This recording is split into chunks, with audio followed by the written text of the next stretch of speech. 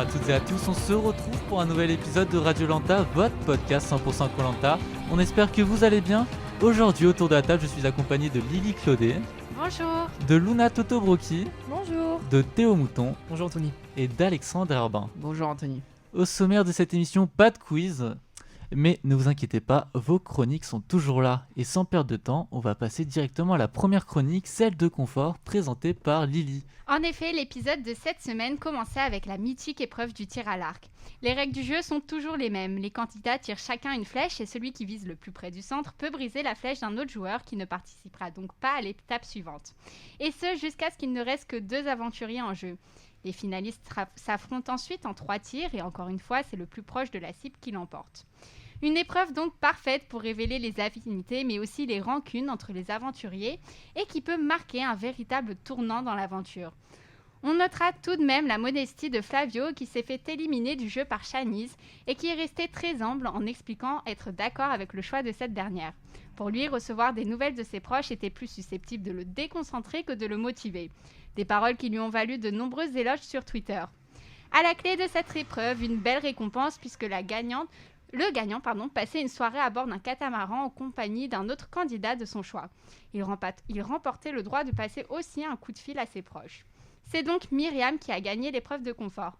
La jeune femme qui pratique souvent ce sport avec sa famille avait donc bien fait de bluffer les autres candidats lors des entraînements sur le camp en faisant croire qu'elle ne se débrouillait pas très bien. Pour passer la soirée avec elle, Myriam a choisi l'autre finaliste, Shanice, qui est aussi sa meilleure coéquipière de l'aventure. Les 2 femmes ont pu déguster une succulente langouste à bord d'un bateau de luxe et se coucher dans un lit moelleux. Ce qui tombait à pic puisque les aventuriers restés sur le camp ont dû faire face à une grosse averse, essayant tant bien que mal de construire une nouvelle cabane étanche. En espérant que les jeunes femmes aient bien profité de leur dernière soirée ensemble. Allez, je ne vous en dis pas plus, on passe à la suite. Merci Lily. Dans cette épreuve mythique où il y a les stratégies qui se révèlent, est-ce que vous avez senti justement une stratégie particulière dans cette épreuve ? Il y avait le quatuor des jaunes et les autres quoi. Enfin, je pense que c'était assez clair. C'était aussi d'abord, on commence par éliminer les rouges comme c'était le plan prévu pour ce qui était des éliminations. Je dis bien prévu parce que c'est pas ce qui s'est passé, mais on reviendra plus tard. Après oui, je pense que peut-être que cette épreuve arrive trop tôt dans l'aventure parce que justement les stratégies qu'il y a, c'est vraiment les stratégies qu'on voit sur le camp, c'est-à-dire le quatuor des jaunes, le fait que les rouges ils sont en minorité, ils s'en vont vite, et si ça arrive plus tard quand il reste 5 ou 6 aventuriers, je pense que ça aurait été peut-être un peu mieux parce qu'ils étaient plus il y aurait pu avoir plus de surprises. Là on sait que je sais pas, si c'est un jaune qui gagne, c'est un rouge qui saute et ainsi de suite, donc ouais, pour moi c'était un peu trop tôt cette épreuve. Ouais, je suis d'accord avec toi, Alexandre. Moi, je pense aussi que dans ce genre d'épreuve-là, on prend en compte le fait d'avoir des enfants ou pas, le fait d'avoir des frères et sœurs. Du coup, je crois qu'ils ont commencé par éliminer des personnes qui avaient qui n'avaient pas d'enfants. C'est ça. Bon, c'est du classique hein, sur ce type d'épreuve. À chaque fois, c'est toujours la même chose, quoi. Il n'y a pas trop de surprises, moi, je trouve. Je suis d'accord avec ce que viennent de dire les 2 garçons, pas trop de surprise, si ce n'est la modestie de Flavio, comme j'en ai parlé dans ma chronique, qui a donc dit qu'en fait, passer un coup de fil à ses proches, ça le déconcentrait, qui était tout à fait d'accord avec Shanice et qui lui a même dit de gagner, qu'il espérait qu'elle gagne. C'est assez beau du reste parce que c'est rare des gens qui se laissent déconcentrer entre guillemets s'ils ont leur famille enfin s'ils peuvent échanger avec leur famille. Donc c'est vrai que c'était assez étonnant, mais ça m'étonne pas du personnage. C'est quelqu'un qui se révèle petit à petit et qui montre qu'il est vraiment là que pour ça et que toutes sortes de déconcentration, ça va juste l'embêter dans son aventure. Donc c'est vraiment bien et moi j'espère qu'il ira loin, surtout après cet épisode qu'on vient de vivre. Ouais, pour compléter ça, moi je pense vraiment encore une fois qu'il a le profil typique du futur vainqueur de Koh-Lanta, voilà, qui est discret, qui s'entend bien avec tout le monde. C'est super important pour avancer dans l'aventure. Merci pour vos avis. On va tout de suite passer à la chronique d'immunité, présentée par Luna. Et oui, c'est encore moi qui vous décris ce fabuleux moment de stress qu'est l'épreuve d'immunité. Pour cette semaine, c'est une fatidique épreuve de force et de mental qui a ébranlé les candidats. Il fallait tout simplement tenir sur une plateforme amovible tout en se tenant à bout de bras d'une corde. C'est donc les petits gabarits qui sont avantagés pour ce type d'épreuve et c'est Mathieu qui tombe en premier, suivi de Thomas, puis d'Arnaud. Pour pimenter l'épreuve, la corde qui soutient les candidats se rallonge à certains moments. Une difficulté en plus, les bras font mal plus rapidement. Les uns après les autres, les aventuriers tombent et c'est un duel entre Jonathan et Flavio. Et c'est logiquement Jonathan, le moniteur d'escalade, qui l'emporte après 34 minutes et 20 secondes. C'était à prévoir, il a l'habitude d'utiliser ses bras dans des positions peu confortables. C'était une épreuve un peu courte, simple mais efficace. Merci Luna pour cette chronique. Le dernier de cette épreuve avait un malus et devait affronter quelqu'un d'autre dans une épreuve éliminatoire. Jonathan, vainqueur, a choisi pour affronter Mathieu, son frère d'aventure Thomas. Le but de l'épreuve était d'empiler 4 boules sur des socles tout en équilibre sur une poutre. Deux aventuriers qui n'ont pas de patience nous ont fait un combat à rallonge. Au final, Thomas remporte l'épreuve et Mathieu est éliminé. Ce dernier n'a pas poussé un cri de rage comme on pouvait l'attendre. Et j'ai une question pour vous. Est-ce que Jonathan vient de réaliser un coup de maître en mettant Mathieu face à Thomas ? Alors oui, parce que c'était logique en fait de faire affronter ces deux candidats parce qu'ils ils sont très très proches dans l'aventure, ils l'ont dit, c'était comme des frères. Donc les faire s'opposer, c'était en éliminer un, n'importe lequel, mais un déjà, ça cassait déjà le quator, ça le transformait en trio. Puis après, on sait ce qui s'est passé, mais c'était vraiment intelligent de la part de Jonathan de casser ce binôme-là, ce groupe d'amis, de frères. Donc en plus, c'était une épreuve qui n'était pas du tout faite pour eux, loin de là, donc c'était très intelligent. Ouais, c'est un peu une chance inespérée pour les ex-rouges de revenir un petit peu dans le game, j'ai envie de dire, sachant que les jaunes étaient quand même bien en place pour cette réunification. Donc c'est vrai que ça tombe à pic. C'est même à se demander si c'est pas fait exprès que l'épreuve a été mise ici pour relancer un peu les débats, quoi. Voilà. C'était le pire choix du jeu.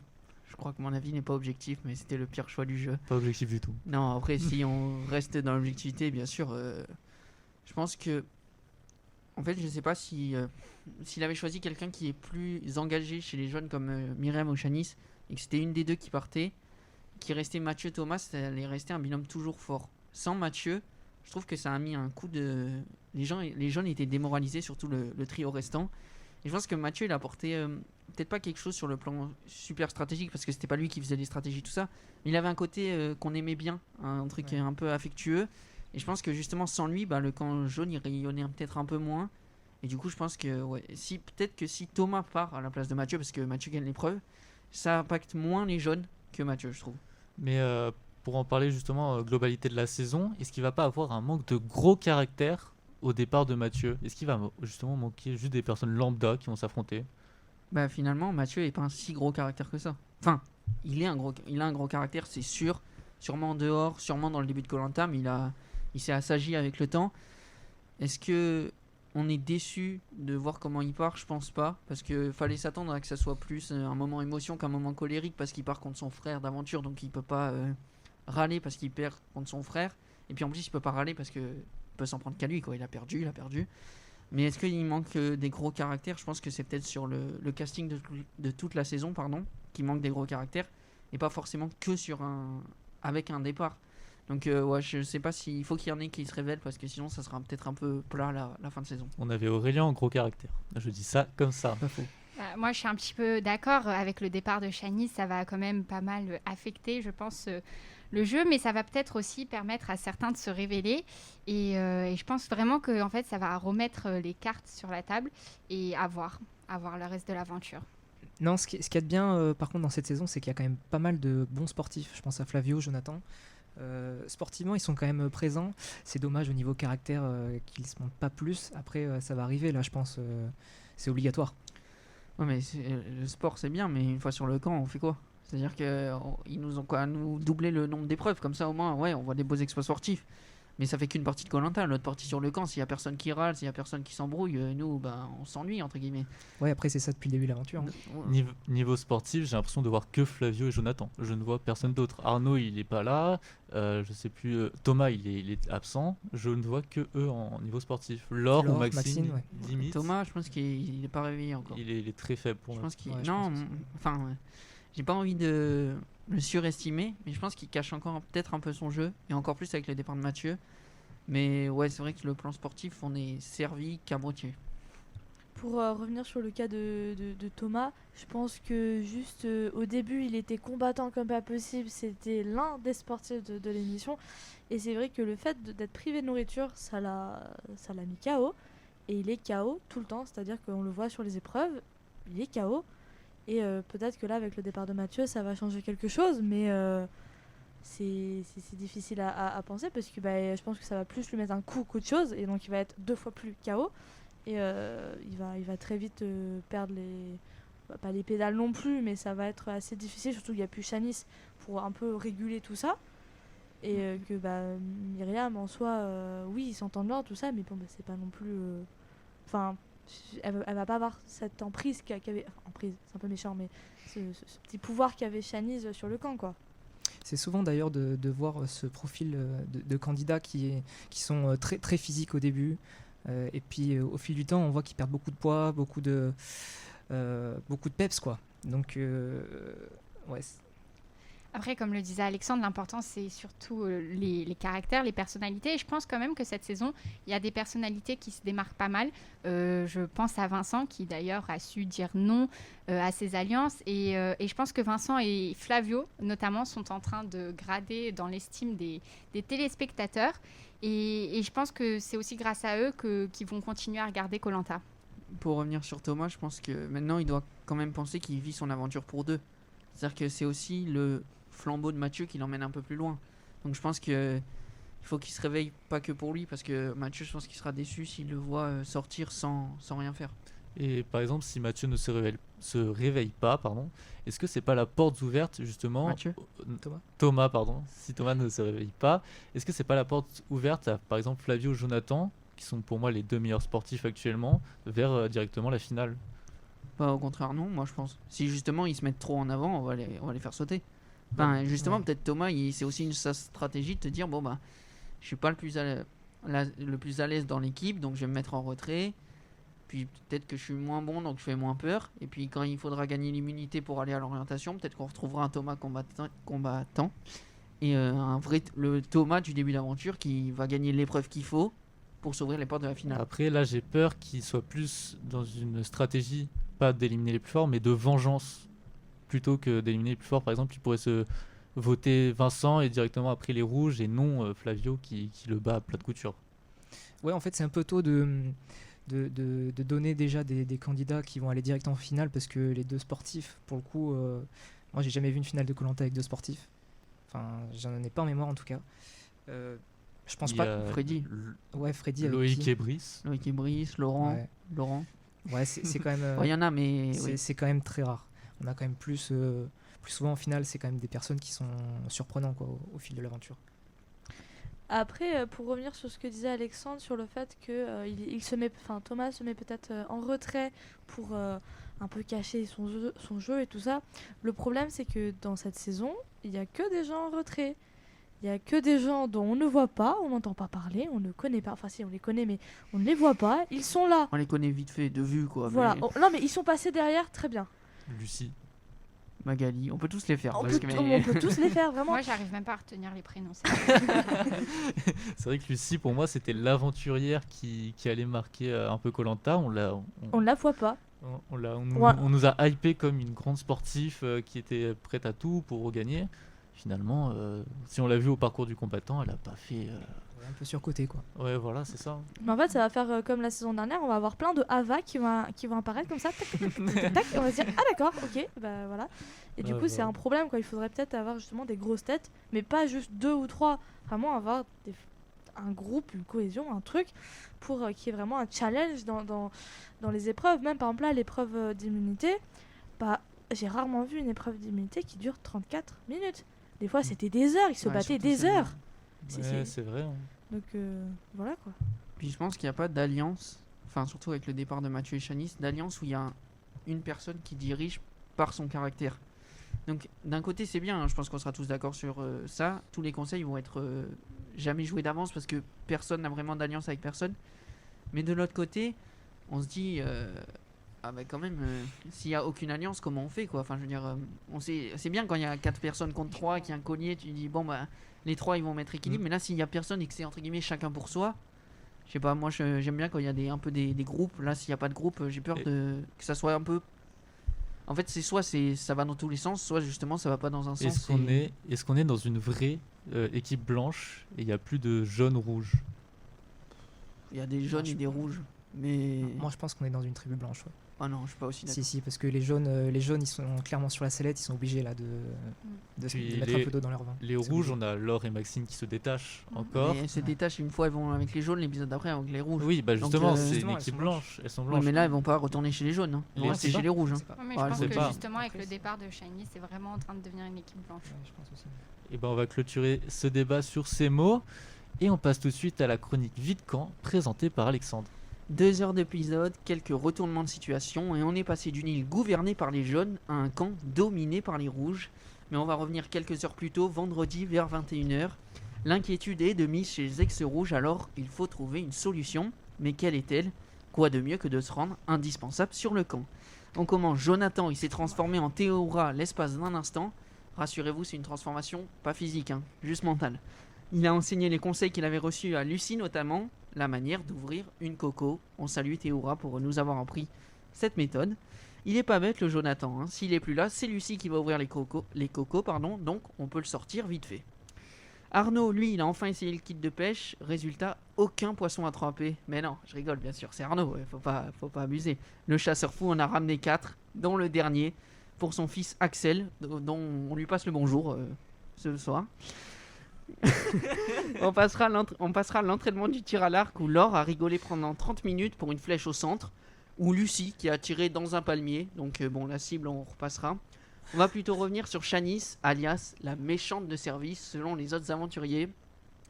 Elle est d'abord mise en cause dans le placement de la cabane, car elle aurait ordonné à Lucie de se mettre sur le côté, dans la place mouillée, celle où il faut dormir de profil. Mais quelle méchanceté. Puis avec Vincent qui a été forcé à son grand désarroi de voter contre Maxine et qui a retourné sa veste comme un vrai traître, et mes paroles sont mesurées, comme si Shanice avait dicté l'aventure de Vincent. On verra maintenant quand faudra prendre la décision qui se mettra en avant et guidera les siens sur le camp, mais là on va passer au conseil. Merci Alexandre, mais pas maintenant le conseil. Désolé si t'étais pressé. Mais comme chaque émission maintenant, un avis sur un candidat. Aujourd'hui, c'est Vincent. Que pensez-vous de lui? Ah, je l'adore. Je l'adore depuis qu'il a fait sortir Shanice. C'est un de mes préférés, tout simplement. Il a osé prendre son courage à deux mains, puis voilà, décider de lui-même, quoi. Et puis aussi comment dire, parce qu'il avait promis à Laure et Maxine qu'il allait voter contre, enfin qu'il allait les suivre, ou C'est qu'elle ça. en tout cas venait avec les jeunes. Il a promis ça et il le maintient, donc c'est beau. Et on va confronter avec Alexandre. Je suis désolé Thomas si je reprends ton expression, mais Vincent pour moi c'est une girouette. On parle de promesse Théo, on fait quoi comme promesse? Donc on prend une promesse, on en fait une deuxième, on oublie la première, c'est ça le Koh-Lanta? On est dans Koh-Lanta. Donc c'est-à-dire qu'on fait une promesse au jaune, on fait une promesse qui va t'amener à l'orientation, ou du moins très très loin, et puis tu fais une promesse à 2 aventurières, tout ça parce que tu prends un coup de pression, parce qu'il y a une arme secrète et que bah, t'es plus en face d'une personne, t'es en face d'un binôme. Et donc tu dis bon bah allez Ouais. j'oublie les jaunes, j'ai fait une promesse aux ambassadeurs, ça fait 20 jours que je traîne avec eux, que je leur fais une promesse que j'allais au bout. Là j'ai fait Ouais. 2 heures à me prendre un coup de pression par 2 rouges et je change, moi ça m'énerve. Bon, je pense que Ouais. ça se fait sentir mais ça m'énerve parce que bah là il va le regretter parce que quand les rouges ils seront tous ensemble à la fin, et ben Vincent, bah, on se souviendra que c'est un jaune. Et là Vincent bah, il sera dans le jury final à côté de Shanice, il se dira peut-être que j'aurais dû rester avec toi. Et ça j'en suis sûr. Ouais.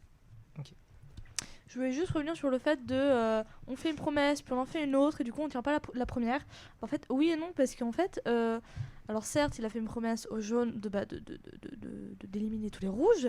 Il a fait une promesse aux ambassadeurs, c'est pas juste une petite promesse de ok, voilà quoi, derrière un palmier. C'est vraiment les ambassadeurs. Mais il y a aussi le fait qu'il a pas dit non, je vote pas contre un rouge, contre un rouge.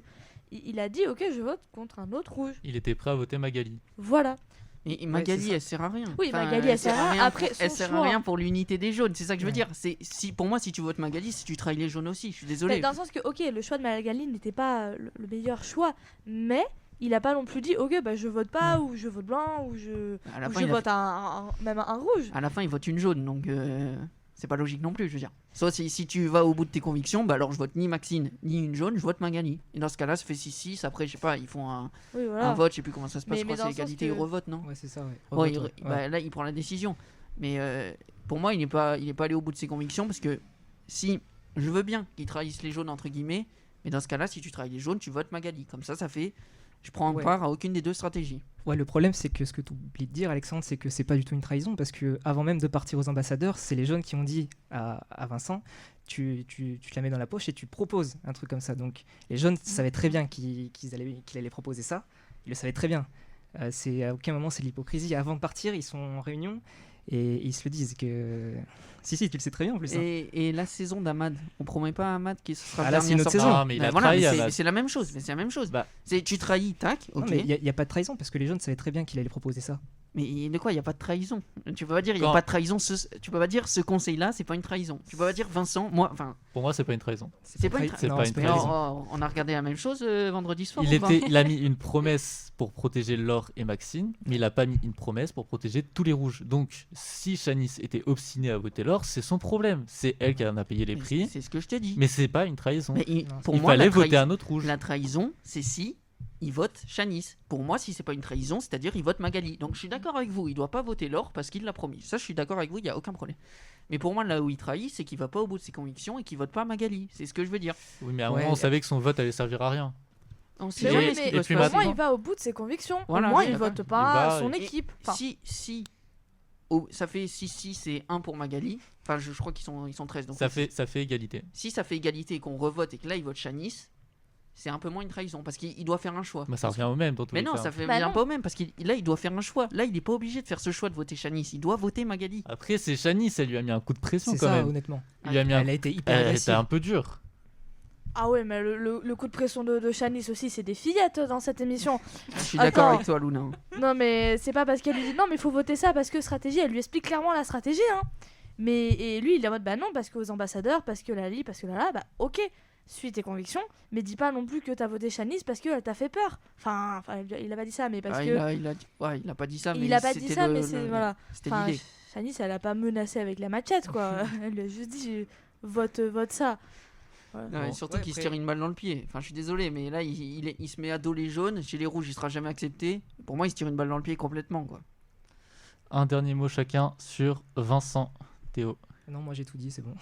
Un dernier mot. Non, juste que je l'adore, Vincent. Voilà, il n'y a aucunement une trahison. Voilà, c'est comme on dit, l'arroseur arrosé. Quoi. Un dernier mot. J'espère que l'arroseur sera à nouveau arrosé. Un dernier mot. Moi, je pense qu'il a bien fait après. Ok. Voilà. Et mon dernier mot. Pardon. Moi, en tant que personne, je l'aime bien, Vincent, quand même. Voilà. Alexandre, t'es tout seul. Alors, Non, Luna est avec moi. C'est déjà pas mal. à moitié. À moitié, mais à moitié quand même. Tu restes à moitié tout seul. Mais c'est pas grave. Mais au moins, j'assume mes convictions et j'y vais au bout, moi. Oui, oui. Mais c'est ce qu'il a fait. Non, il l'a pas fait. Il a On pas verra, voté quand Magali. on verra quand tu participeras à Koh Lanta. Je dirais On en reparlera. Si TF1 m'entend, On passe- envoyez-moi une candidature. On passe tout de suite au conseil. Jingle. Voilà, vous avez tous voté, je vais chercher l'urne et je procède tout de suite au dépouillement. Est-ce que quelqu'un a un collier d'immunité et souhaite le jouer ce soir? Les aventuriers de la tribu rouge ont décidé de vous éliminer et leur sentence est irrévocable.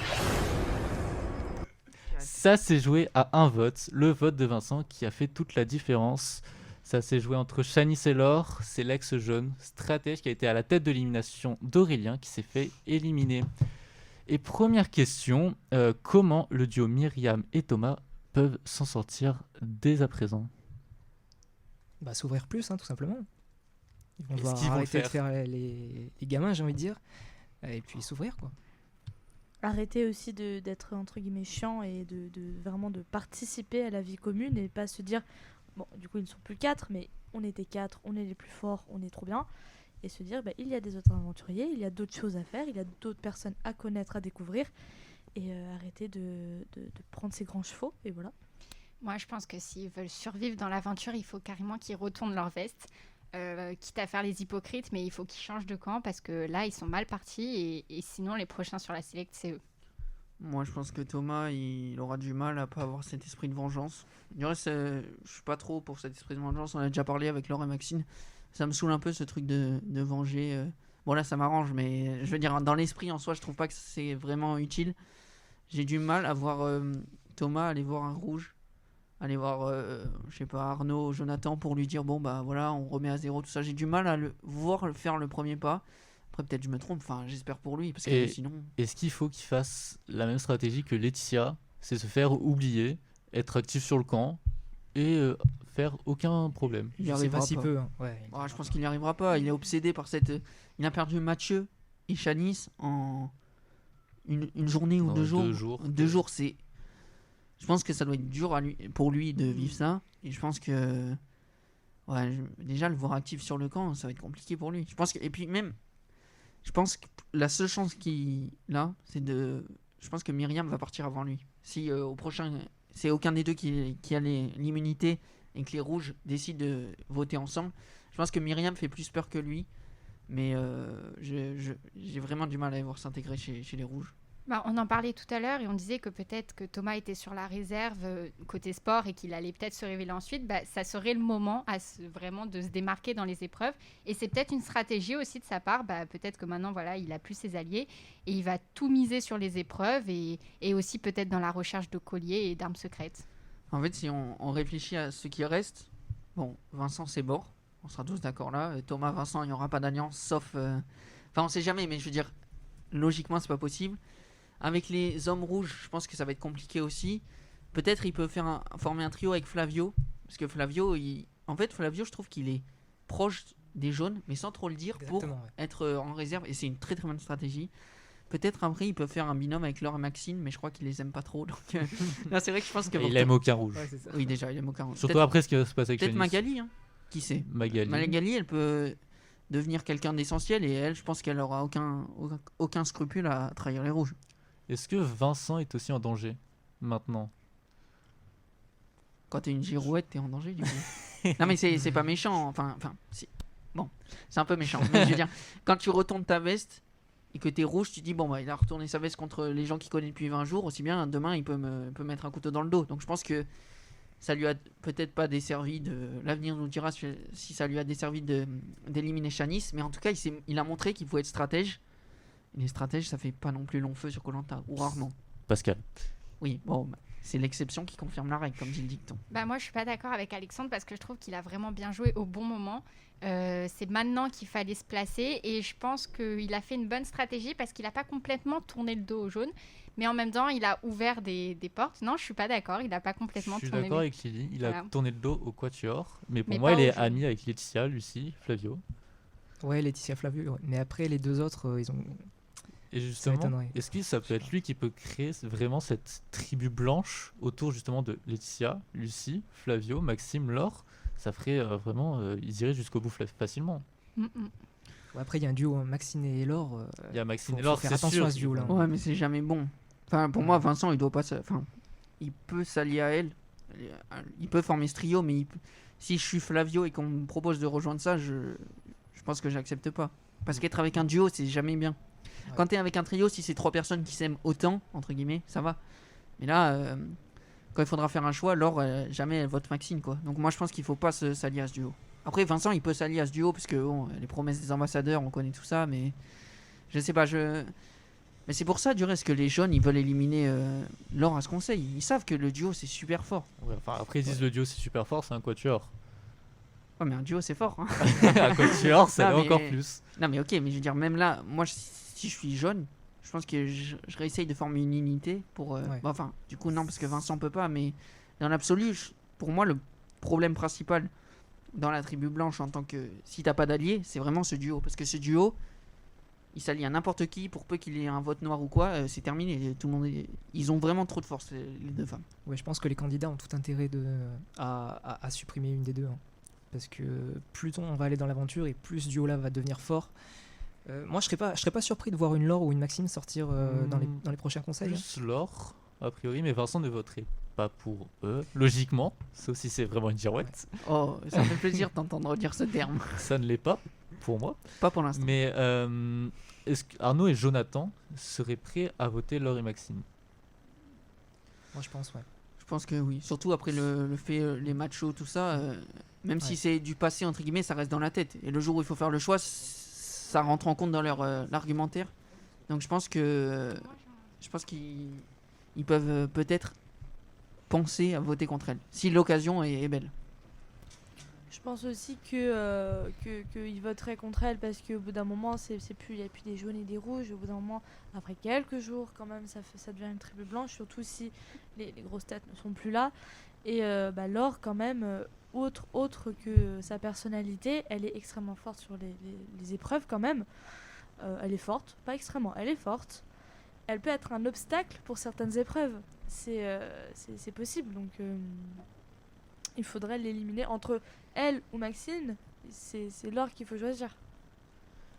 La semaine prochaine, on voit Thomas et Myriam voulant se venger en éliminant Vincent, Lucie qui commence à se révolter. Est-ce qu'elle pourrait être une aventurière redoutable? Ou se révolter, c'est un bien grand mot peut-être. Enfin, je sais Elle pas. commence à râler tout le temps. Ouais. Bah, elle a râlé sur Shanice, elle est partie. Donc si elle râle sur Là, une autre et qu'elle ça part encore, On a bah l'impression qu'elle va commencer une alliance avec Laetitia. Je ne sais pas si c'est la meilleure idée, mais il y a un début. je pense qu'elles sont proches. Donc c'est peut-être une bonne idée à court terme du moins. Je pense qu'elles peuvent rallier Magali facilement. Ça fait 3. Et quand on commence à être 3, je pense qu'on compte. Est-ce que ça peut devenir une aventurière redoutable? J'espère sur les épreuves, quoi, pour qu'il y ait un peu de concurrence avec Laure, du moins du côté féminin. Mais j'espère que ouais, va s'affirmer un peu. Elle a l'air d'avoir un gros caractère, donc on parlait des gros caractères tout à l'heure. C'est peut-être celui qui peut se démarquer. Ouais, elle a tout intérêt à s'allier avec d'autres filles, hein. Magali, comme tu disais. Parce que Magali peut totalement voter contre les rouges, hein, contre les ex-rouges. Plus on va vers la fin de Koh-Lanta, plus les alliances sont importantes, donc elle est obligée d'y passer, hein, c'est obligé. Lucie, quelle femme, Lucie. Je pense que c'était aussi une stratégie de sa part, justement, parce qu'elle est arrivée après en grande forme, et puis avec déjà, cataloguée comme Une grande sportive. une grande sportive, exactement. Et du coup, peut-être le fait de faire profil bas jusqu'au dernier moment, c'était sa façon à elle de mieux s'intégrer. Et puis je pense que là, c'est peut-être son heure qui est venue, l'heure pour elle de montrer qui elle est vraiment. Et ça va être une revanche de Magali, Laetitia, Lucie qui étaient déjà très en danger. Et oui, ça peut être une revanche et surtout elles vont revenir sur le devant de la scène et reprendre un peu ce qui leur est dû, de pouvoir elles aussi se battre et ne pas être juste derrière et subir un peu l'aventure en fait. Je suis content surtout pour Magali. Parce qu'en soi, Lucie et Laetitia, elles étaient juste en retrait. Alors que Magali, elle est sortie. Elle aurait dû sortir une deuxième fois si elle n'avait pas eu l'arme secrète. Je pense que vraiment, elle est trop sous-estimée. Et surtout par son équipe, même par nous on la voit pas beaucoup à l'écran. Ça prouve que les gens ne s'attardent pas sur elle. Mais je pense qu'elle est vraiment sous-estimée. Qu'elle peut être forte. Et que même dans les stratégies, je pense qu'elle peut bien réfléchir et peut-être trouver des alliances comme Laetitia, Lucie. Et je pense que si elle fait le premier pas, ça peut encourager les deux autres femmes. Donc je pense que ouais, elle est sous-cotée pour moi. Vraiment, elle est sous-cotée et elle peut être une belle révélation de fin d'aventure. Ok, et de plus, on voit sur le générique de fin l'arrivée d'une nouvelle arme secrète, le détournement. Donc ça va permettre de voler le vote d'un aventurier et de pouvoir voter donc 2 fois.